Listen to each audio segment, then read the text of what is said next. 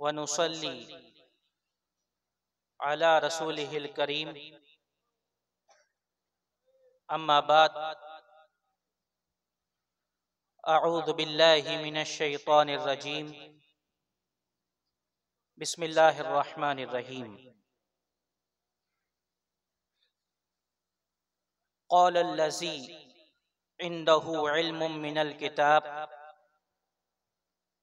अना आतीका बिही क़ब्ल अन यर्तद्दा इलैका तर्फ़ुक फ़लम्मा रआहु मुस्तक़िर्रन इंदहु क़ाल हाज़ा मिन फ़ज़्लि रब्बी लियब्लुवनी अअश्कुरु अम अकफ़ुर वमन शकरा फ़इन्नमा यशकुरु लिनफ़्सिही वमन कफ़रा फ़इन्ना रब्बी गनिय्युन करीम। सदक़ल्लाहुल अज़ीम व सदक़ रसूलुहुन नबियुल अमीनुल करीम व नहनु अला ज़ालिका लमिनश शाहिदीन वश्शाकिरीन वल्हम्दुलिल्लाहि रब्बिल आलमीन। क़ाल अल्लाहु तबारक व तआला फ़िल क़ुरआनिल मजीद इन्नल्लाह व मलाइकतहु युसल्लूना अलन नबी या अय्युहल्लज़ीना आमनू सल्लु अलैहि व सल्लिमू तस्लीमा। अल्लाहुम्मा सल्लि अला सय्यिदिना मौलाना मुहम्मद व अला आलि सय्यिदिना मौलाना मुहम्मदिन व बारिक व सल्लिम। दुरूद शरीफ पढ़ लीजिए।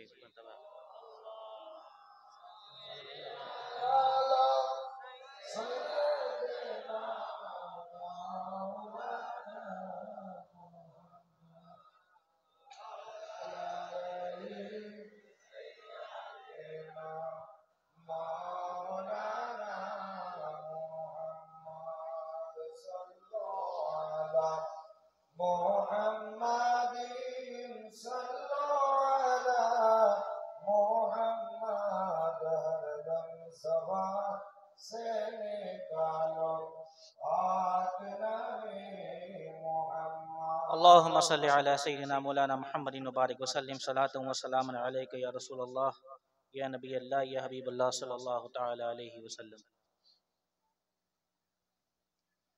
अल्लाह तबारक व तआला का शुक्र, उसका एहसान, उसका फज़्ल कि आज हम और आप इस बाबरकत महफिल में हाजिर हैं।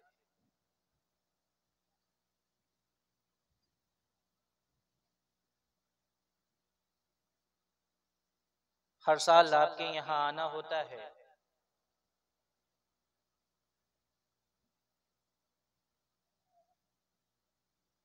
और महफिल का एहतमाम भी होता है मस्जिद के अंदर, लेकिन इस साल इस तरह एक जलसे की शक्ल में एहतमाम व इनेकाद किया गया। अल्लाह तबारक व तआला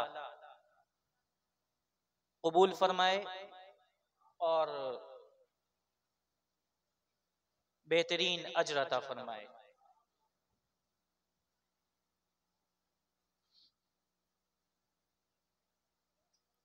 ग्यारहवीं शरीफ का महीना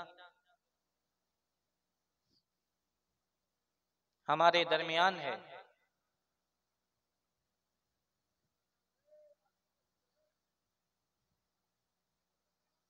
और इस महीने की 11 तारीख को हुजूर सैयदना शेख अब्दुल कादिर जिलानी रदियल्लाहु तआला अन्हु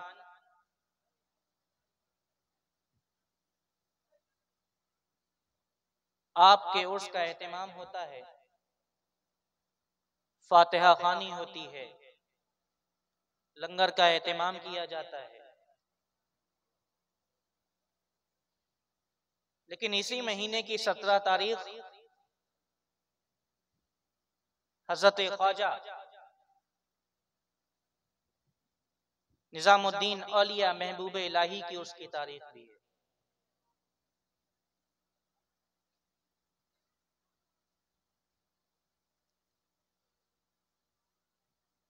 हम तो दोनों ही जात से वाबस्ता हैं और दोनों से अकीदत और मोहब्बत रखते हैं।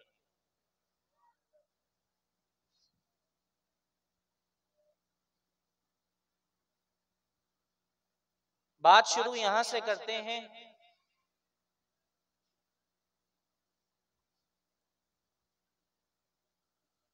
कि हजरत सुलेमान अलैहिस्सलाम अल्लाह के नबी हैं।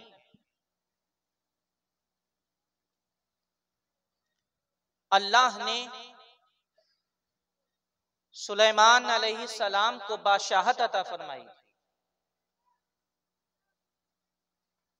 और ऐसी बादशाहत अता फरमाई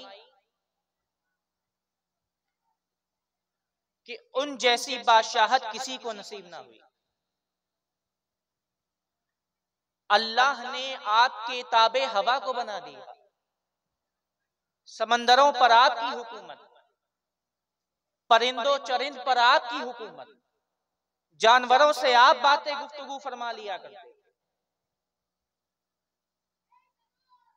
अल्लाह ने ये शान सुलेमान अलैहिस्सलाम को अता की थी, ऐसी बादशाहत अता फरमाई थी।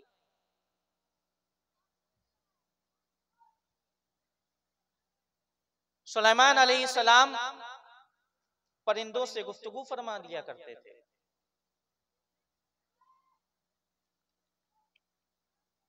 एक मुल्क जिसको मुल्क सबा कहा जाता था, जो आज गालिबन यमन के एरिए में, वहां मलिका बिल्कीस थी।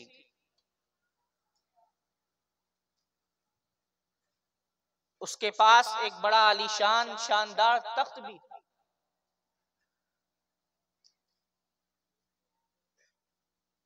सुलेमान अलैहिस्सलाम को इस बात की खबर थी, जानते थे, लेकिन वो और वहां के सारे लोग अल्लाह को नहीं मानते थे, ईमान नहीं रखते थे। हजरत सुलेमान ने मलिका बिल्कीस के पास खत भेजा और ईमान की दावत दी कि आओ ईमान कबूल करो, अल्लाह की तरफ आओ, उसको एक मानो, वादऊ ला शरीक की परस्तिश करो, उसी को पूजो। उसने उसके पास खत पहुंचा, उसने खत पढ़ा, अपने मुशीर जो उसके थे उनको बुलाया, मुशीर मशवरा देने वाले, उनको बुलाया और बात बताई कि ऐसा ऐसा खत आया है। तो वो नाराज हुए,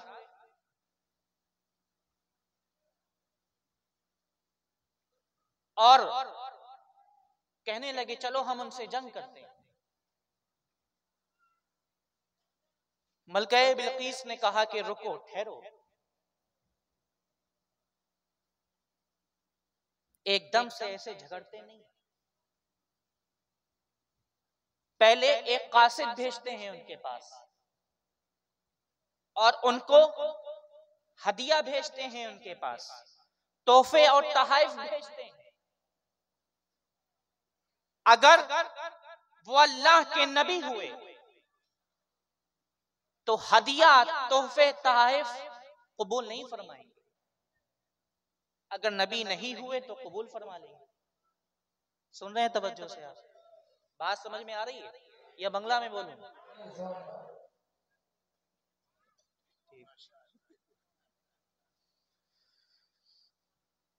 तो उसने कहा कि अगर नबी हुए तो तोहफे हदिया कबूल नहीं फरमाएंगे। यही हुआ कि उनकी बारगाह में तोहफे और तहफ़ भेजे गए, आपने कबूल फरमाने से मना फरमा दिया।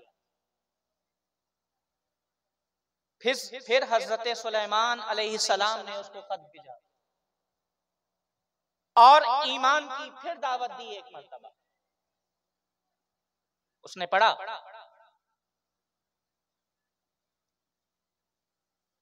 और बताया अपने दरबारियों को, मुशीर को,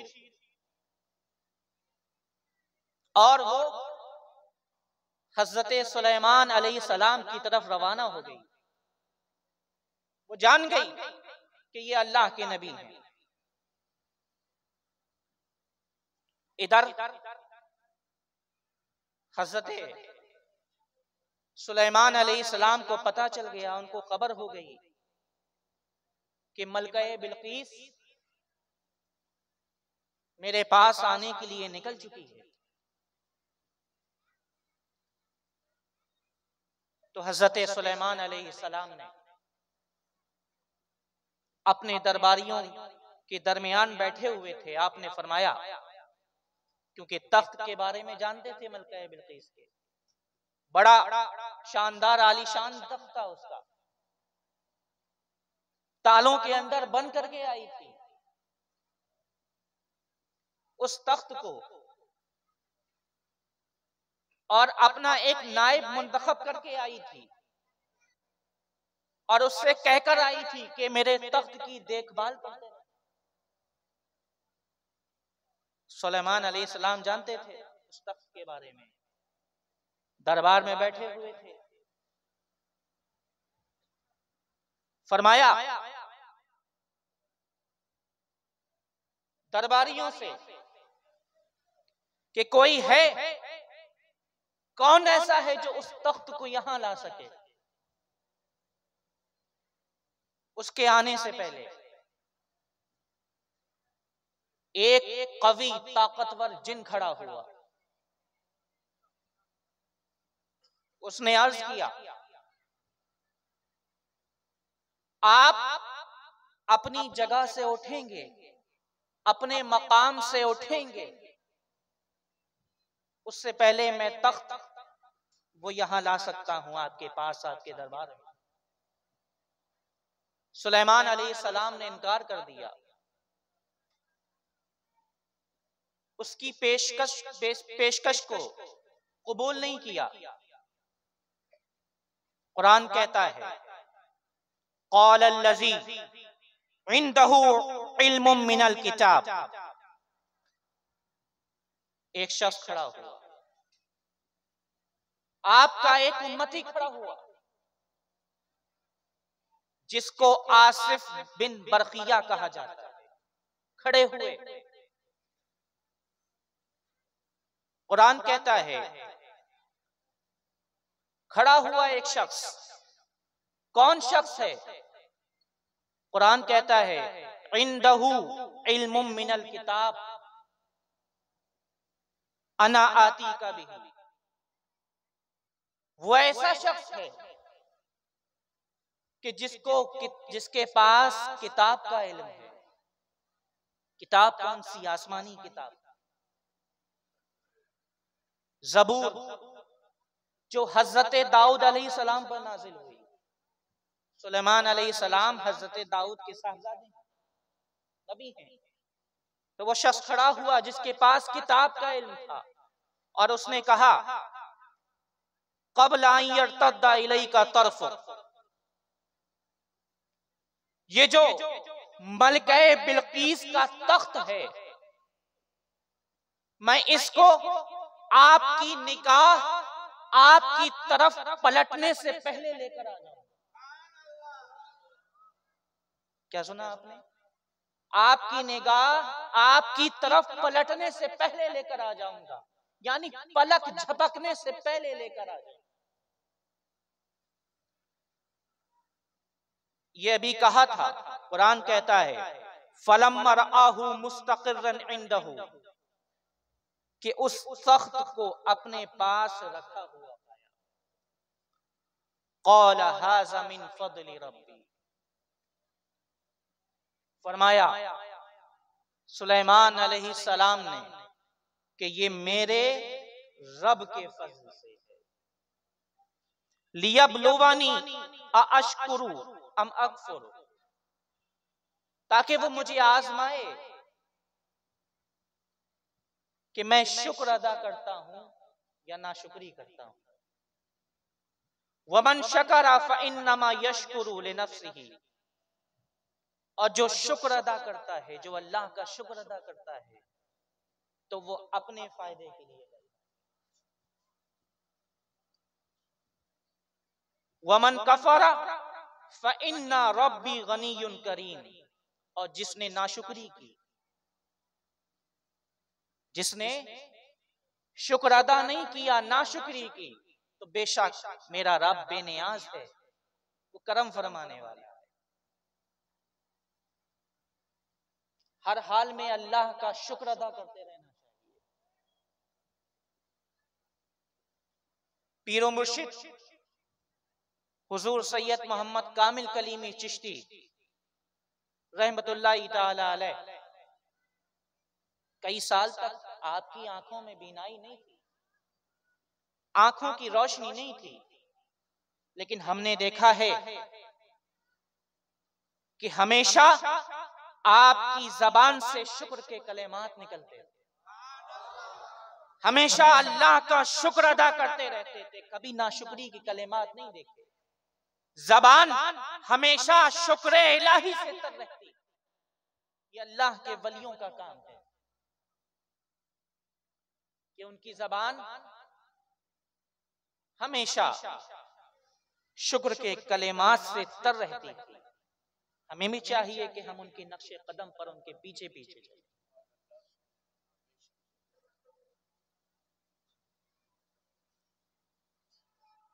तो बात तख्त की चल रही थी कि एक वली ने पलक झपकने से पहले एक वली उस तख्त को लेकर आ गया। कैसे लेकर आ गए? हजरत आसिफ बिन बरकिया, क्योंकि उनके पास किताब का इल्म था। औलिया की किस्में होती हैं, अक़साम होती हैं, किताब का इल्म होता है। तवज्जो रखिएगा वरना बात आगे समझ में नहीं आएगी। किताब का इल्म होता है, किताब यानी आसमानी किताब। उनके पास किताब का इल्म था, तो वो पलक झपकने से पहले उस तख्त को लेकर आ गए। आगे बढ़िए। हजरत मूसा, पूरी बात जहन में रखें, ठीक, पूरी बात कि तख्त को लेकर आए, कौन बंदा लेकर आया? कि जिसके पास किताब का इल्म था, अल्लाह के वली हजरत आसिफ बिन बरकिया। आगे बढ़िए। हजरत मूसा अलैहिस्सलाम बनी इस्राइल की जमात में बैठे हुए थे। एक शख्स हाजिर आया आपकी बारगाह में, अर्ज किया मूसा अलैहिस्सलाम से, पूछा, दरियाफ्त किया कि आपसे ज्यादा जानने वाला भी दुनिया में कोई है? क्या आपसे ज्यादा इल्म रखने वाला भी कोई है दुनिया में? मूसा अलैहिस्सलाम ने कहा, नहीं।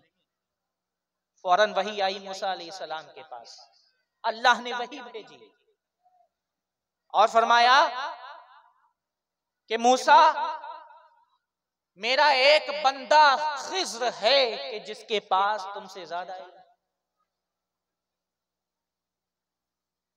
क्या फरमाया? एक बंदा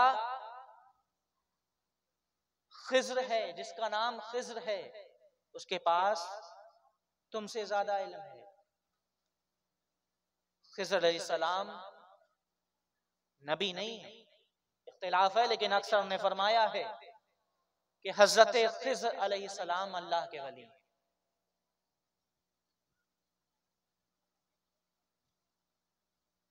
जिसके पास तुमसे ज्यादा इल्म है।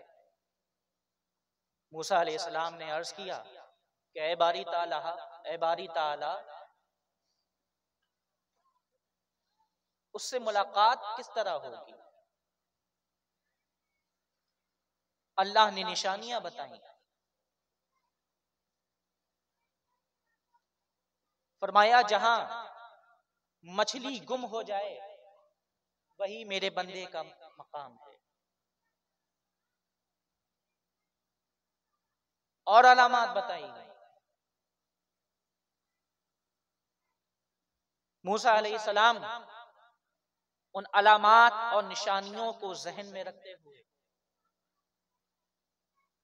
हजरत खिज़र अलैहिस्सलाम की मुलाकात के लिए रवाना हो गए।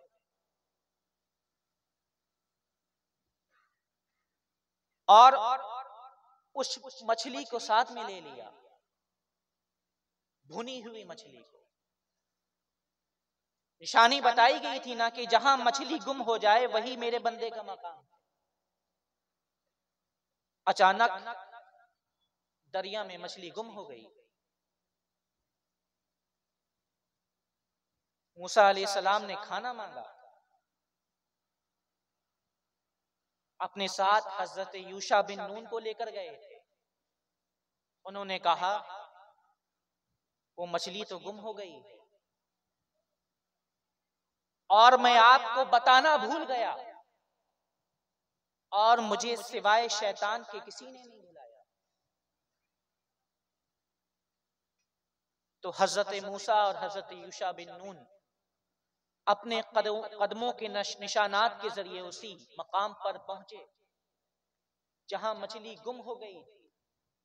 एक मुर्दा मछली जिंदा हो गई। औलिया, जहां औलिया का मकाम होता है वहां मौत को जिंदगी मिलती है। इससे ये एक नुक्ता अक्स होता है। वो मछली जहां हजरत खिज़र अलैहिस्सलाम का मकाम था, जनाबे खिज़र अलैहिस्सलाम अल्लाह के वली हैं, उस मकाम पर मुर्दा मछली जिंदा होकर दरिया में चली गई। एक मुर्दा मछली को जिंदगी अता हो गई। तो जब हम औलिया की बारगाह में जाते हैं, जब औलिया के मज़ारात पर हाजिरी देते हैं, तो क्यों ना हमारे मुर्दा दिल जिंदा हो सकते हैं। यकीनन यकीनन हमारे मुर्दा दिल जब उनकी निगाह पड़ेगी तो जिंदा हो जाएगी। ये गफलतों से भरे हुए दिल जब अल्लाह के वली की निगाह पड़ेगी तो जिक्र इलाही से तर हो जाएंगे। जिक्र इलाही की, याद इलाही की, अल्लाह के जिक्र में मस्त हो जाएंगे। तो उस मकाम पर आए तो कुरान कहता है फवजदा अब्दम मिन इबादिना। तो उन दोनों ने किसने? हजरत मूसा अलैहिस्सलाम ने और हजरत यूशा बिन नून ने हमारे बंदों में से खास बंदे को पा लिया। किसको पा लिया?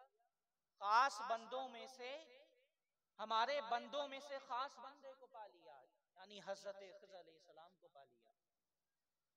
अल्लाह फरमाता है आतैनाहु रहमतुम मिन इंदिना, जिसको हमने अपनी बारगाह से रहमतें अता की। व अल्लमनाहु मिन लदुन्ना इल्मा, और जिसको हमने इसरार व मारिफ का इल्हामी इल्म अता किया, इल्मे लदुन्नी अता किया।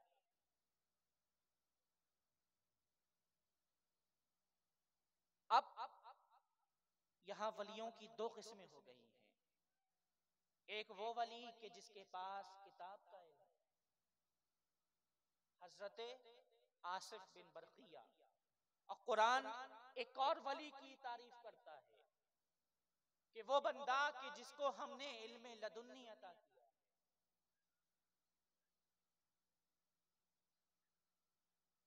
तो हजरत मूसा ने हजरत खिज़र अलैहिस्सलाम को पा लिया।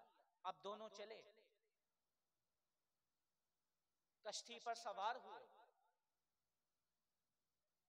हजरत खिज़र अलैहिस्सलाम ने कश्ती में सुराख कर दिया। हजरत मूसा अलैहिस्सलाम ने फरमाया, क्या आपने ये कश्ती में सुराख इसलिए किया है ताकि आप कश्ती वालों को हलाक कर दें, गर्क हो जाएं वो? हजरत खिज़र अलैहिस्सलाम ने फरमाया कि आगे एक जालिम और जाबिर बादशाह है जो बेऐब कश्तियों को उनके मालिकों से छीन रहा है, गसब कर रहा है। और ये कश्ती भी अच्छी थी, बेऐब थी, तो इसलिए मैंने चाहा कि इसको बेऐब कर दिया जाए, तो मैंने इसमें सुराख कर दिया। क्योंकि इस कश्ती से इनका रोजगार वाबस्ता है। आप गौर कीजिए, जालिम और जाबिर बादशाह अभी आगे है, किसी को उसके बारे में पता नहीं है कि वो आगे कश्तियों को, जो अच्छी कश्तियां हैं जिसमें कोई ऐब नहीं है, कोई कमी नहीं है, वो उनको छीन रहा है, अभी किसी को खबर नहीं।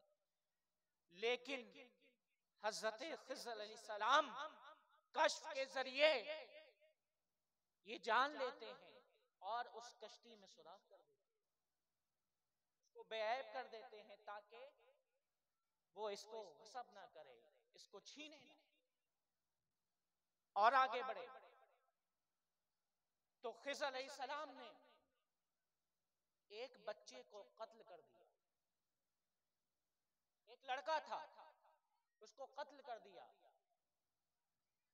मूसा अलैहिस्सलाम ने फरमाया कि आपने एक बेगुनाह जान को बगैर किसी जान के बदले कत्ल कर दिया, यकीनन आपने बड़ा ही सख्त काम किया है। मूसा अलैहिस्सलाम ने फरमाया, हजरत खिज़र अलैहिस्सलाम फरमाते हैं कि ये जो बच्चा है, इसके वालिदैन, इसके माँ बाप ईमान वाले हैं, ईमान रखते हैं, मोमिन हैं, लेकिन आगे चल के ये सरकशी में मुब्तला हो जाएगा, कुफ्र में मुब्तला हो जाएगा और अपने माँ बाप को, वालिदैन को भी फेर लेगा। तो इस वजह से मैंने इसको कत्ल कर दिया। और हजरत खिज़र अलैहिस्सलाम ने दुआ की कि अल्लाह तबारक व तआला इससे बेहतर इसका बदल इसके वालिदैन को अता फरमाए। अल्लाह ने एक बेटी अता फरमाई, और वो ऐसी बेटी अता फरमाई कि जिसकी पुष्ट से 12 अंबिया हुए, 12 अंबिया हुए। और आगे बढ़े, एक बस्ती में पहुंचे। जब बस्ती में पहुंचे तो वहां के बाशिंदों से, रहने वालों से खाना तलब किया। उन्होंने ज़ियाफत करने से, मेहमान नवाजी करने से, खाना देने से मना कर दिया। एक दीवार थी, वो गिर रही थी, तो हजरत खिज़र अलैहिस्सलाम ने उसको सीधा कर दिया। मूसा अलैहिस्सलाम ने फरमाया कि ये जो दीवार को आपने सीधा किया है, आप इसकी उजरत ले सकते थे, इन लोगों से इसकी मजदूरी ले सकते थे। हजरत खिज़र अलैहिस्सलाम ने फरमाया कि ये दीवार शहर में रहने वाले 2 यतीम बच्चों की, और इनका वालिद बड़ा नेक था, उसने इस दीवार के नीचे इनके लिए खजाना दफन किया। तो अल्लाह चाहता है कि जब ये 2 यतीम बच्चे जवानी को पहुंचे तो इस दीवार के नीचे जो खजाना दफन है उसको निकाल लें, उसको हासिल कर लें। गौर कीजिए, बच्चे को कत्ल किया, लेकिन उसने कुफ्र कब करना था? आगे चल के बड़े होकर कुफ्र में मुब्तला होता, बड़ा होकर सरकशी में मुब्तला होता। लेकिन ये हजरत खिज़र अलैहिस्सलाम है, अल्लाह फरमाता है हमने उसको इल्मे लदुन्नी अता किया है, असरारो मारिफ का इल्हामी इल्म अता किया है। हजरत खिज़र अलैहिस्सलाम ने पहले ही जान लिया दीवार के नीचे खजाना दफन था, किसको पता था? लेकिन हजरत खिज़र अलैहिस्सलाम जानते थे कि ये इस दीवार के नीचे खजाना दफन है। और ये 2 यतीम बच्चों का कैसे जानते थे? क्योंकि अल्लाह ने इल्म लदुन्नी अता फरमाया, असरारो मारिफ का इल्हामी इल्म अता किया था। तो एक वली वो है पिछली उम्मतों के जो औलिया हुआ करते थे, किसी के पास किताब का इल्म होता था, किसी के पास असरारो मारिफ का इल्हामी इल्म होता था, इल्म लदुन्नी जिसे कहा जाता है। लेकिन ये उम्मत मोहम्मदिया है, ये उम्मत मोहम्मदिया की औलिया है। पहली पिछली उम्मतों में किसी के पास किताब का इल्म हुआ करता था और किसी के पास इल्म लदुन्नी यानी असरार व मारिफ का इल्हामी इल्म हुआ करता था। लेकिन ये उम्मत मोहम्मदिया है, इस उम्मत के अक्सर औलिया के पास किताब का इल्म भी है और इल्म लदुन्नी। अक्सर औलिया के पास दोनों इल्म यकजा जमा, पिछली उम्मतों में ऐसा नहीं हुआ करता।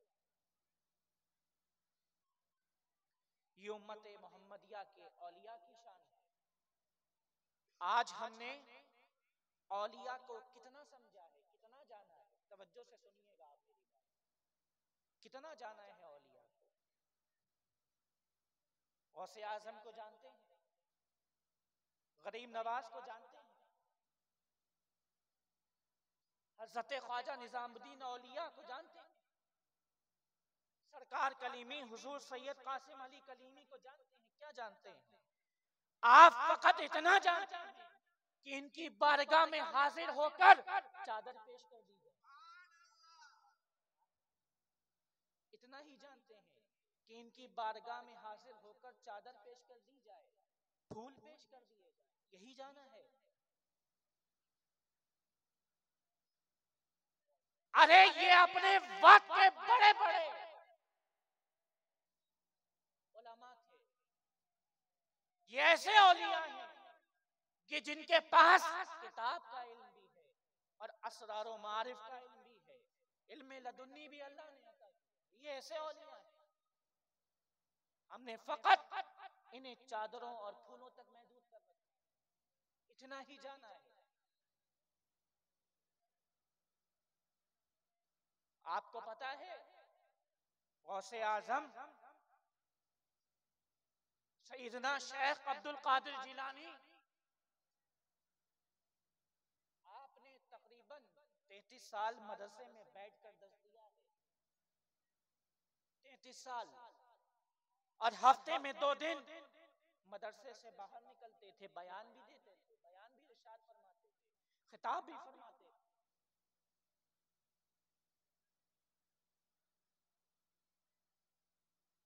अल्लामा इब्ने जौजी अपने वक्त के बहुत बड़े इमाम, सूरह फातिहा की आपको 12 तफसीरें आती थी। कितनी तफसीरें आती थी? 12 तफसीरें आती थी।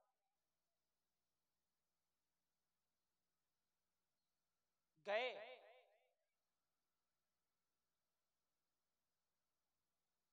हुजूर गौस पाक खिताब फरमा रहे थे, जाकर बैठ गए।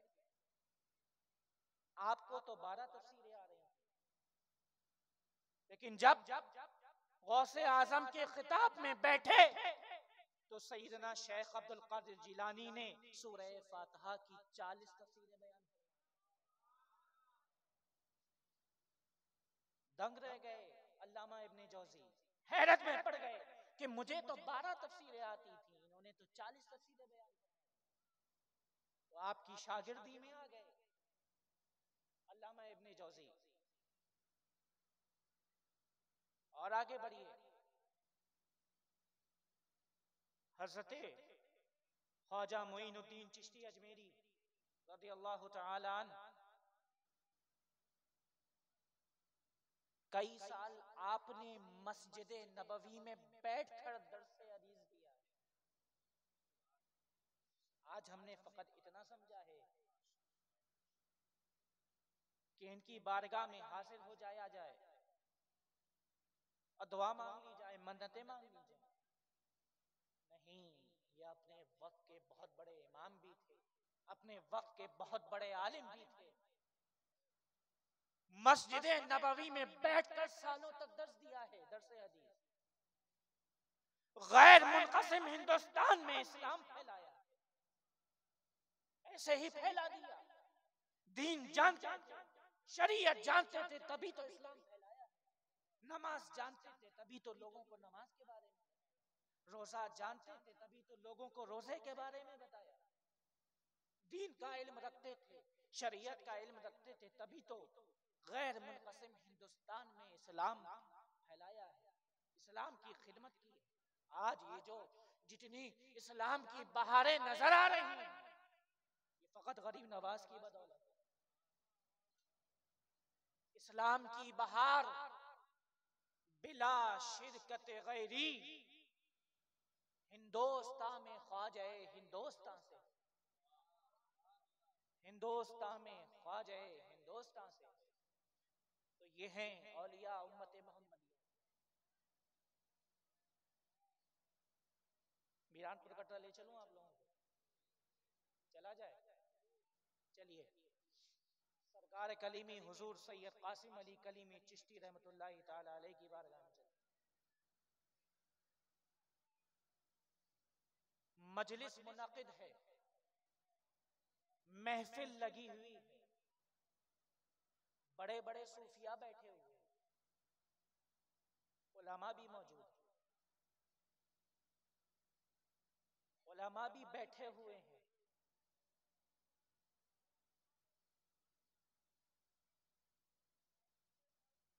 मौलाना मुइज़ुल्लाह साहब अलैहि रहमा इसको नकल करते हैं, फरमाते हैं, रामपुर के हैं, सरकार कलीमी के मुरीद हैं, गालिबन खलीफा भी हैं।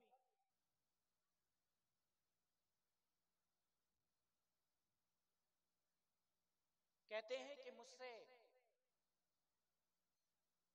एक सूफी साहब ने सवाल किया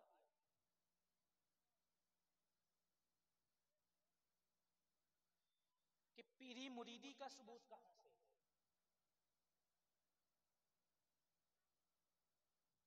तो मैंने अर्ज किया, या अय्युहल्लज़ीना आमनू इत्तक़ुल्लाह वब्तगू इलैहिल वसीला।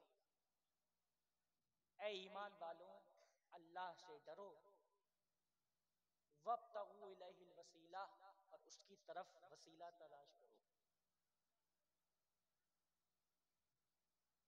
तो मौलाना मुइज़ुल्लाह साहब फरमाते हैं कि मैं, सूफी साहब ने कहा कि वसीले से मुराद तो यहाँ आमाले सालिहा हैं, नेक काम है।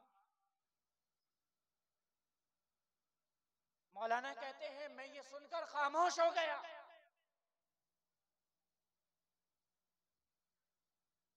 बड़े बड़े सूफिया बैठे हुए, सरकार कलीमी की बारगाह में उलमा बैठे हुए हैं, लेकिन खामोश, कोई बोल नहीं पा रहा। अब सरकार कलीमी ने इरशाद फरमाया कि मौलाना, आमाले सालिहा तो इत्तक़ुल्लाह में दाखिल होंगे, यहाँ वसीले से मुराद पीरी मुरीदी, कि अल्लाह की तरफ पहुंचने के लिए, उसका कुर्ब हासिल करने के लिए वसीला तलाश करो, पीर तलाश करो, मुर्शिद तलाश करो। इत्तक़ुल्लाह, अल्लाह से डरो, आमाले सालिहा नेक आमाल इत्तक़ुल्लाह में आ जाए। जब बंदा अल्लाह से डरेगा तभी तो नमाज पढ़ेगा ना, जब बंदा अल्लाह से डरेगा तभी तो रोजा रखेगा, जब बंदे के दिल में अल्लाह का खौफ होगा तभी तो टाइम टू टाइम ज़कात अदा करेगा। जब बंदे के दिल में अल्लाह का खौफ होगा तभी तो वो नेक काम करेगा। तो इत्तक़ुल्लाह में आमाले सालिहा दाखिल होंगे। और वब्तगू इलैहिल वसीला से मुराद ये पीरी मुरीदी है कि एक मुर्शिद को ढूंढा जाए, एक पीर को तलाश किया जाए और उसके हाथ पर बैत की जाए अल्लाह का कुर्ब हासिल करने की। तो मौलाना मुइज़ुल्लाह फरमाते हैं तो उसी वक्त फौरन तफसीर रूहुल बयान खोल कर देखी गई, तफसीर की किताब खोल कर देखी गई, तलाश की गई, इस आयत को ढूंढा गया तो उस तफसीर में यही माना लिखा था, यही मतलब लिखा था जो सरकार कलीमी हुजूर सैयद कासिम अली कलीमी ने बताया। तो ये उम्मत मोहम्मदिया के उलमा हैं कि जिनके पास इल्म भी है,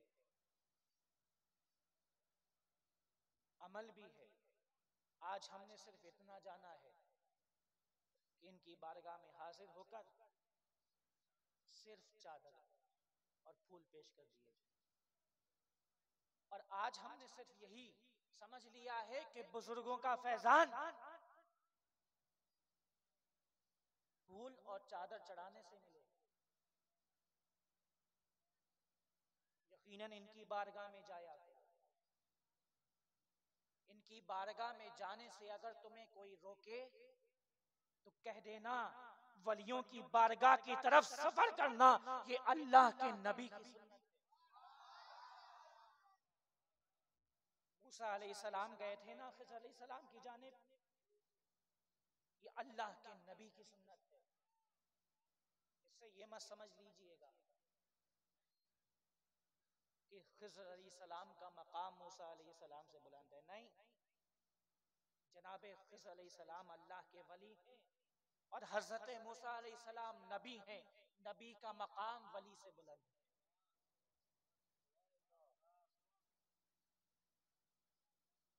हजरत खिज़र अलैहिस्सलाम भी मूसा अलैहिस्सलाम की बारगाह की तरफ आ सकते थे, अल्लाह उनको भेज सकता था, लेकिन नहीं, मूसा अलैहिस्सलाम गए। जनाबे खिज़र अलैहिस्सलाम जाते तो वलियों की बारगाह में जाना ये अमल सुन्नत नहीं बनता, क्योंकि सिर्फ नबी का अमल सुन्नत बनता है। इसलिए अल्लाह ने मूसा अलैहिस्सलाम को अपने एक वली की तरफ भेजा ताकि वली की तरफ जाना ये एक नबी की सुन्नत बने।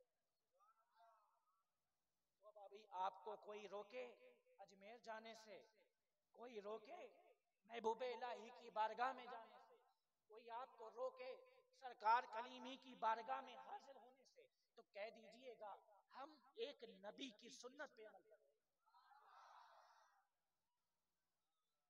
तो अर्ज ये कर रहा था कि आज हमने फकत बुजुर्गों के फैजान हासिल करने के लिए ये समझ रखा है कि हम फूल पेश कर दें, चादरें पेश कर दें। यकीन जानना औलिया का फैजान, बुजुर्गों का फैजान उनके इरशादात पर अमल करने से, बुजुर्गों का फैजान उनके अक़वाल पर अमल करने से मिलता है। बुजुर्गों का फैजान उनके नक्शे कदम पर चलने से मिलता है। बुजुर्गों का फैजान, औलिया का फैजान अपनी जिंदगी को उनकी सीरत के मुताबिक गुजारने से मिलता है। यहाँ जितने बैठे हैं उन्होंने कभी बुजुर्गों को देखा है, औलिया को देखा है, पीरो मुर्शिद हुजूर सैयद मोहम्मद कामिल कलीमी चिश्ती रहमतुल्लाह अलैह को देखा है। कोई एक कह सकता है कि उन्होंने कभी नमाज तर्क की है? इस मजमे में कोई एक उठ के खड़ा हो जाए और कह दे कि हमने नमाज पढ़ते हुए नहीं देखा? कोई नहीं कह सकता।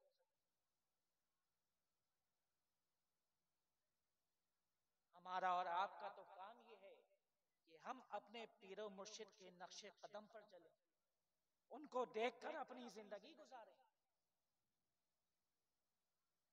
हम देखें कि वो नमाज पढ़ रहे हैं तो हम भी नमाज पढ़ें, वो रोजा रख रहे हैं हमें भी रखना है, उनकी ज़बान पर हमेशा अल्लाह का शुक्र है, हम भी हर हाल में अल्लाह का शुक्र अदा करते हैं, उनके नक्शे कदम पर चलेंगे, उनके बताए हुए रास्ते पर चलेंगे। और कोई ये भी नहीं कह सकता कि जब किसी को सिलसिले में दाखिल किया गया हो तो उसके बाद नमाज की ताकीद ना की गई हो।